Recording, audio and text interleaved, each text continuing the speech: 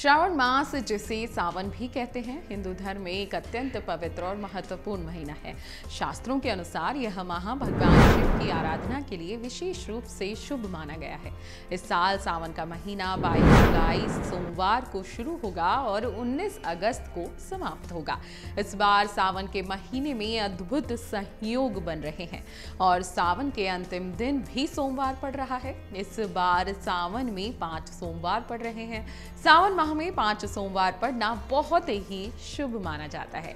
अब श्रावण का महत्व जान लीजिए, क्योंकि सावन का पवित्र महीना आने वाला है। ऐसे में भोलेनाथ की कृपा आपको चाहिए तो आपको सावन का महत्व भी पता होना चाहिए। पौराणिक मान्यताओं के अनुसार सावन माह में भगवान शिव ने समुद्र मंथन के दौरान विष पान किया था और उसे अपने कंठ में धारण कर लिया था, जिससे वे नीलकंठ कहलाए। इस घटना के स्मरण में श्रद्धालु सावन के महीने में शिवलिंग पर जलाभिषेक करते हैं और उपवास रखते हैं। श्रावण मास के प्रत्येक सोमवार को श्रावण सोमवारी कहा जाता है, जो शिव भक्तों के लिए अत्यंत महत्वपूर्ण है। इन दिनों भक्त उपवास रखकर शिवालयों में जाकर पूजा अर्चना करते हैं। शास्त्रों में कहा गया है कि इस महीने में विधि पूर्वक शिव जी की पूजा करने से विशेष फल की प्राप्ति होती है। मान्यता है कि सावन के सोमवार के व्रत से व्यक्ति की सभी मनोकामना पूर्ण हो जाती हैं और जीवन में सुख समृद्धि आती है। इस मास में ध्यान, योग और साधना करने का विशेष महत्व है। यह समय आत्म शुद्धि और मानसिक शांति प्राप्त करने के लिए उपयुक्त माना जाता है। श्रावण मास के दौरान कांवड़ यात्रा का भी विशेष महत्व है। कांवड़िए गंगा जल लेकर लंबी यात्रा करके शिवलिंग पर अर्पित करते हैं। यह यात्रा धार्मिक उत्साह और शिव भक्ति का प्रतीक है। अब श्रावण मास में क्या करना चाहिए, ध्यान से सुन लीजिए। सबसे पहले पूजा और व्रत के बारे में बात कर लेते हैं।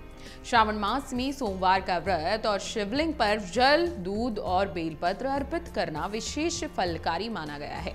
इस दौरान भगवान शिव की आराधना और महामृत्युंजय मंत्र का जाप करना अत्यंत लाभकारी है। अब सावन में दान करना कितना शुभ है, सुन लीजिए। इस मास में दान पुण्य करने का भी विशेष महत्व बताया जाता है। गरीबों और जरूरतमंदों को अन्न, वस्त्र और धन का दान करना चाहिए। इससे आत्मिक सुख और पुण्य की प्राप्ति होती है। सावन में सत्संग और कीर्तन करने का है विशेष महत्व। जी हाँ, श्रावण मास में सत्संग और भजन कीर्तन का आयोजन करना चाहिए। इससे मानसिक शांति और आध्यात्मिक उन्नति होती है। साथ ही साथ भोलेनाथ की कृपा आप पर बनी रहती है। अब श्रावण मास में क्या नहीं करना है, ये ध्यान से सुन लीजिए।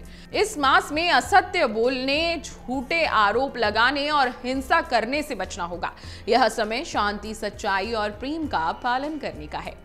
आपको बता दें कि श्रावण मास में तामसिक और मांसाहारी भोजन का सेवन वर्जित है। इस दौरान सात्विक भोजन करना चाहिए और शराब, धूम्रपान, ये सारी चीजों से दूर रहना चाहिए। अपराध और अनैतिक कार्य भी इस मास में आपको नहीं करने हैं। छल कपट से भी आपको बचना है। इससे भगवान शिव का आशीर्वाद आपको प्राप्त होता रहेगा और जीवन में सुख समृद्धि आएगी। बस आपको श्रावण मास में भोलेनाथ की सच्चे मन से पूजा आराधना करनी है। नियमानुसार भोलेनाथ की पूजा करनी है।